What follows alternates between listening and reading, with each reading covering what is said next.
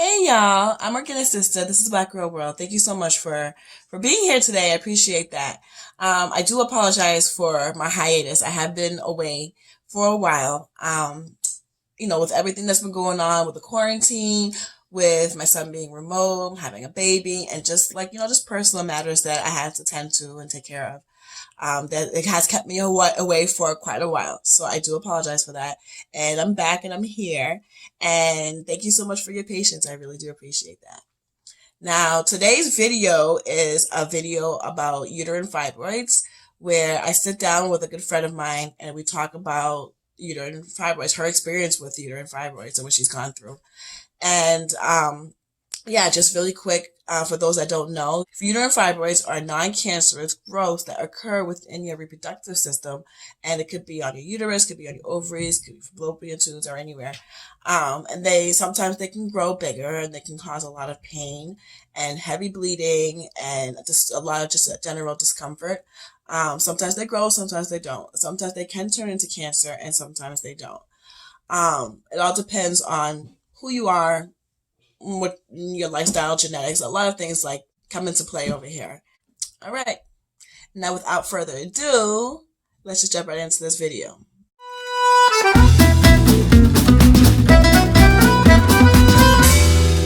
Hello, everybody. I am Organic Sister. Welcome to Black Girl World.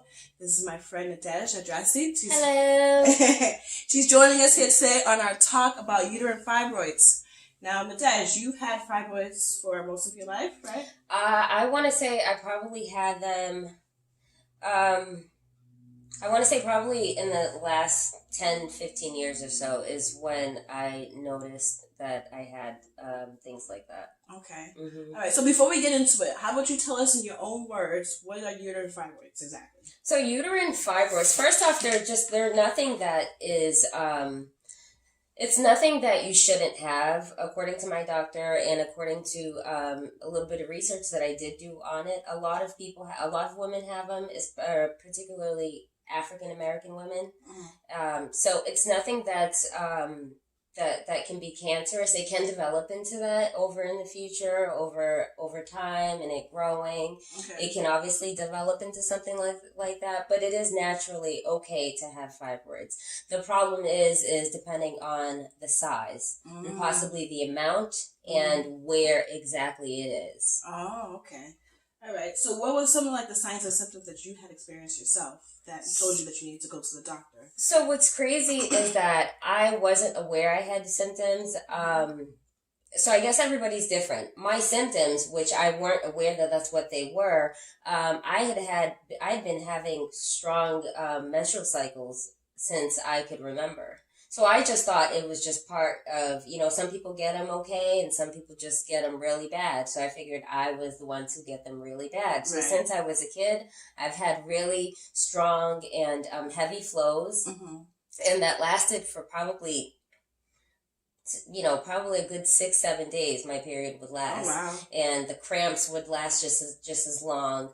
And that I was not aware of at the time was all due to the fact that these fibroids were inside of me. Oh, wow. Yeah. So I had no idea that that's what the problem was. I was just constantly being put on medication for it. I was even put on birth control when I was 17, 18 for it.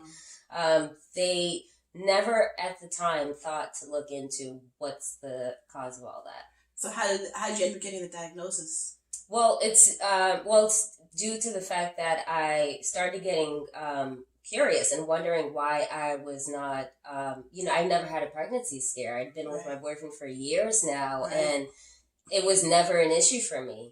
And then we started looking into it. We started looking into fertility treatments, and one of the things that are involved in the fertility treatment is all these ultrasounds that they have to give you. So that's where I found out that, that's where the problem is. I was I had all these fibroids in me, and I can see them on the ultrasound. That's where you came up on the right. Wow. And the first thing that my doctor said when she was looking at it, and she goes, "You must have really bad periods and cramps." And I said, "I do." I said, "I've always had them actually." Wow. And she's like, "Well, no wonder." Wow. And that was only a few years ago that we took notice of that. Wow. Yeah. And what were your thoughts when you found that out? Well, as I had asked the question that I think would have been in most women's mind when there's something that is growing inside of you that you don't know really much about. It's just like some sort of tissue. You immediately think like, is it cancerous? Can it develop into that? So that was like my right. That was like my main concern was, what is it and is it bad for you? And she was just like, it's obviously benign. Most women have it. It's totally normal for most women to have it. Obviously, we just got to keep an eye on it because they do grow, and over time, depending on just some people get lucky, some people don't. Right. We can see where it leads to possibly ovarian cancer and all sorts of those. I feel you. Yeah, and it's been scary, huh? Yeah, it sucked. Because obviously you don't want to hear anything like that.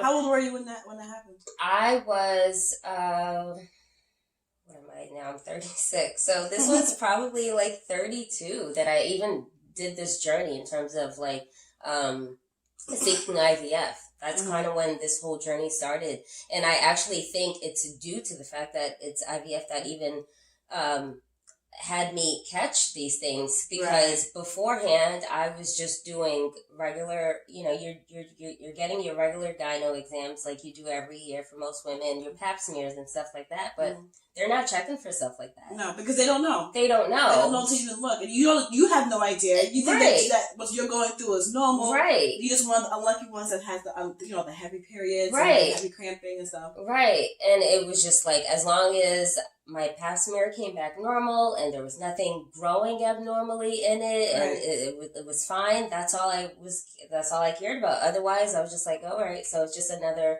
5 days of heavy flow, but it's it's been happening for so many years that it was nothing. But yeah, it's definitely due to the fact that it was IVF and that got involved. Yeah, this is one point that I want to make, though. It's so important for women out there to go and get regular checks at the gynecologist. Know your body, because one common thing that I've found is that a lot of people, they don't catch these things until like they're old in their adult life. You see what I'm saying? No. They don't catch it until maybe like late 20s, early 30s, or when they're trying to have kids. They're like, okay, what's going on? And it turns out that these issues that we all have, we've had them our entire lives. Yeah. And it's like, wow, if this was caught earlier, what options would have been available to me? How would this story be different? You see what I'm saying? I probably wouldn't even be here because I wouldn't have to be. Right, exactly. Like, and it's crazy. Yeah. It's just so crazy.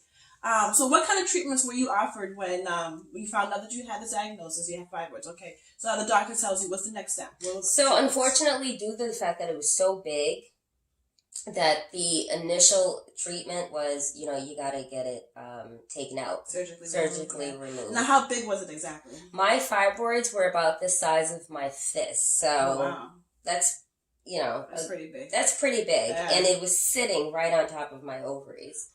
So that was really painful. Right. So, and then on top of that, I had other ones that were probably golf size or smaller. And so I had a whole bunch. And that's the other thing, too. I had more than I, knew I had. Like, I didn't even know you can have that many. Because I feel like I'm so little. Like, where are these things hiding? Like, you know what I mean? You don't see them. And some people, when I was reading up on it, some of the symptoms are like protruding belly, or things like that, bloating and like the lumps and stuff. Bloating, and I associated that with like, the burger I had, or the soda I just drank, or just really, I eat a lot of junk, so I'm like, maybe gotta get back in the gym and get on a nice healthy regimen, and maybe those will go away. But I had no idea that it was probably possibly due to these fibroids. That's crazy. It's crazy, yeah, crazy. Absolutely. So you had you ended up having the surgery, right? And how did that go? It went well. It was about a 4-hour procedure, and initially, they told me that because of the size of the fibroids, they couldn't go in laparoscopy style, which is just small incisions that they do. Like, they probably do like 2 or 3 incisions around your belly area. And I've had that done in the past too. That was for something else. I've had that done myself too. Yeah. So and they said they couldn't do it this time because just the size of the fibroid was too big, and it's like pushing up, watermelon through like a hole the size of, you know what I mean? Oh, wow. It just wouldn't make any sense. Yeah. Yeah, and so it would involve shaving and everything. So they actually had to like cut you open? They told me they had to perform a C-section. Oh, wow. So, I don't know what pregnancy C-sections are like, but I assume it was probably similar. Very similar. Yeah. Lengthwise, I don't know, but they performed a C-section. It was about 4 hours. Took it out, sewed me back up, and that was it. That was it. Wow. Mm-hmm. Well, I'm glad that you survived. Yeah, I'm glad to. So, did you find any treatments like aside from what the doctor like recommended to you? Have you done any research where you found out things on your own that has probably helped? Yeah, well, I actually, reading up on it, I found stuff that you can do to prevent it, or to stop it from just growing. It's really just based on a really healthy diet, drinking lots of water, having involving portions of vegetables and just fruits in your diet all the time. Try to stay away from just all the burgers and fries. And that's what I was eating, and soda for so many years that I had no idea that, again, that was probably contributes to everything. It's crazy. So definitely get on a good, healthy diet is probably like one of the most important things. And just know your body. Know when you're going to get these gyno exams and you're doing your regular routine of pap smears, even if you're not interested in pregnancy. But the fact is, at some point in life, maybe in the future, you may. And it's better to kind of just be proactive and to make sure everything is working down there that needs to be. That's good advice. Especially, and it can even be as early as 18, 19-year-old. Don't be scared to ask. It's not about just wanting a baby right away. You may not want a baby, but the fact is, babies are not. That whole area needs to be taken care of. Just for your general health. Yes. Whether you want a baby or not. Just for your general health. It really does. Yeah, that can, nobody should go through life in all that pain. You see what I'm saying? And all that discomfort when it's preventable and it's treatable. Especially the earlier you catch these things. Right. The better it is. It's crazy, too, because I had a lady who told me her mom decided to get it. It must have been really bothering her. But I was saying everybody's different in terms of how it affects them. But she ended up getting it at the age of 55. That type of surgery. And that surgery, let me tell you guys, it's not easy. Just the rehab part, just getting back on your feet. You don't notice how big your belly, like your stomach muscles play a role in just you having your daily normal activities. That's your core. Everything. Getting up, sitting down, yelling, sneezing. I literally could not do anything. Wow. On top of that, I couldn't move for a while. I couldn't walk for a while. It's been probably, I want to say it's been a few weeks now, almost. January 17th is when I had the procedure done. So it's almost a month. Tomorrow is February 17th. Okay, so it's been a month now, and I couldn't run for the life of me if I tried. I could not. I can barely get up real fast if I needed to. I can't. Still have a hard time just like bending down and tying my shoe, depending, on certain days. So, and just really overall, this procedure, my doctor has said, is about at least a 2-3 month recuperation time. So, I mean, just guys, if you can be proactive as early as, 18, 19, 20s, whatever. Just still while you're still young. Just do it, seriously. Yes. You don't want to go through this at this age, and you don't also want to wait until you are thinking about having a baby, and then all of a sudden you have this roadblock. Right, and then you're losing precious time. Right. Exactly. So if I had known about this stuff years ago, I would have obviously had them monitor it, make sure that it's not growing, or if it is, how do we prevent it from growing, and just remove it early. I probably could have had a laparoscopy done because it probably would have been small enough 10 years ago. Who knows? Right. But yeah, guys, just be proactive and just listen to your body. Really, it's all it is. And just ask questions and Google and research. Yes, and research. Do it all. Do your own research. Yeah, because even I'm still not fully, aware of just like what the whole fibroid thing is. So I'm still reading and researching myself. And there's there's holistic approaches that you can do as well. I'm not one to do holistic, but I don't knock anybody for trying it. Whatever can help, absolutely, go for it. That's really good advice. Yeah. That's really good advice. So, so what's like one thing that you know now that you wish you knew before? What I know now that I wish I knew before is the fact that fibroids are something that women have in their body. Right.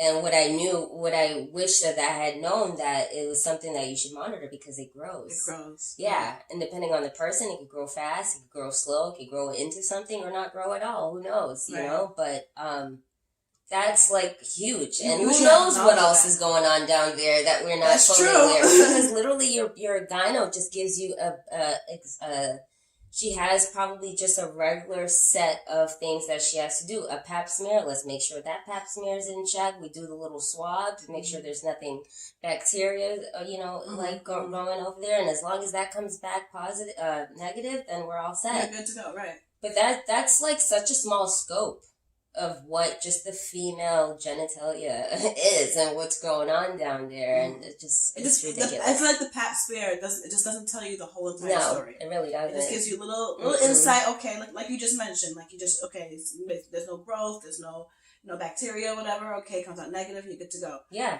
But then you're right, because if you are more proactive, if you're proactive, you know more about your body, you can be like, okay, doctor, this doesn't feel right. Right.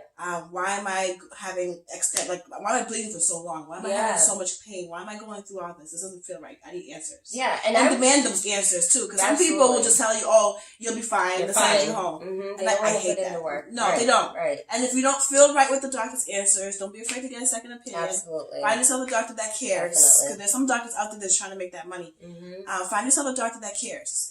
Like I've had to switch doctors around myself. Yeah, there's nothing wrong with that. No, it's your body, it's your health. Absolutely. You're in charge of that. Yeah, you take charge. Exactly. Because they wouldn't have done it if they were in our position. Exactly. Exactly. So yeah, absolutely, definitely take second opinions if you're not if you don't like the first one. Exactly. Yeah. Exactly.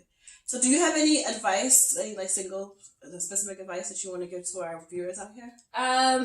I mean, honestly, it's the same advice that I just kept saying. It's just be proactive about your overall health.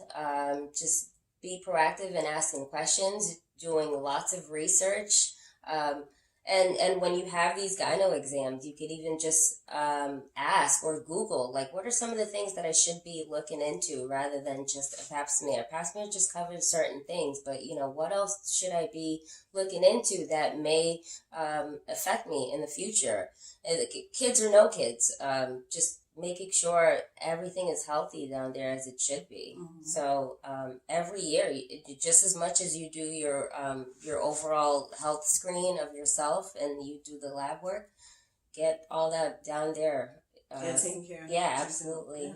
Mm-hmm. So speaking of kids, do you plan on having kids? I do. Okay. That's why I did this whole journey to begin with. I hope so. I'm optimistic about it. I've done a lot of research. I've seen there's a good outcome. Okay, good. So I got them removed where they were and in terms of just what they were covering. Mm-hmm. So it's hopefully everything's working down there. It's just like I said, the month, it takes a good 2-3 months to recuperate, so it's going to be a while. It takes some time, but I can't even walk right yet, so I'll be okay if I don't have to do anything right here.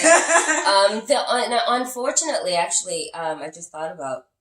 Unfortunately, the only thing, the downfall is for some ladies, for me, it didn't really bother me, but, it's just the way things happen sometimes, is because I already had a C-section, I can never produce children vaginally. Oh, so if you do get pregnant, you have to do a C-section. Yeah, so I would have to get another C-section in that area. Okay. Yeah, so that's interesting. Yeah, so if you cut down there in any way, kids or no kids, guys, you got to make sure and remember that you can't ever develop kids vaginally. Right. Mm-hmm. It's going to be C-sections from that point on, and that's why I decided to keep my gyno, because he's the one that did the incision, mm-hmm. and if he has to go back down there to give me a cesarean section to deliver my kids or a kid, He knows. He knows what's going on. He knows what's going on and stuff, and he did a really good job the first time, so I don't really mind. So you trust him? Yeah, I do. That's good. And it's a he too, which is crazy. I know. I know, because I know a lot of girls. I know myself. I prefer having a woman. Yeah, and I always thought like that too. I really did, but I ended up getting a referral to him, and I was filling him out and stuff, and I was really like, I don't know, it's just weird to me, right? And because I had women for so long, because that's what I've wanted, and but he knows his stuff, guys. Right. He knows his stuff. He's really passionate. He studies. And I got lucky because he's an Asian doctor, but he particularly looks into African American. Nice. Yeah. Nice. So his whole specialty is focused on African American women. That's what's up. Yeah. That's what's up. I know. That's good. So I keep really, that doctor. Yeah. So I really got lucky with him. It's about an hour away from my house, but it's I'm like, it's worth it's it. Worth it. Yeah. Oh, wow. Yeah. That's amazing. He's really cool. So I'm happy I found him. I'm glad. Mm-hmm. I'm glad.